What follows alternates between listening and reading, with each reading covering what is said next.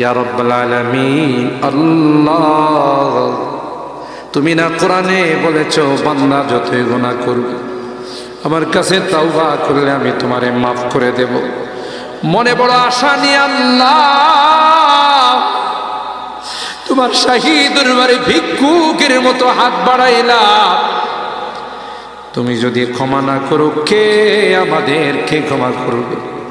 কে আমাদের মাফ করবে? ভিক্ষুকে একজনের কাছে ভিক্ষা না পেলে আরেকজনের কাছে পায়। এক দুয়ার থেকে বিতাড়িত হলে আরেক দুয়ারে যায়। তোমার দরবার থেকে যদি মাহরুম হয়ে যায়, বিতাড়িত হয়ে যায়, কার কাছে যাব? কে আমাদেরকে ক্ষমা করবে? মালিক রে, কাঙ্গালের মতো হাত বাড়াইলাম, তাওবা করতেছি, আর জীবনে কোনোদিন নামাজ ছাড়ব না, আর জীবনে কোনো গুনাহ করব না, আর জীবনে কোনোদিন বেপরদায় চলব না, আর কোনোদিন সুদী লেনদেন করব না।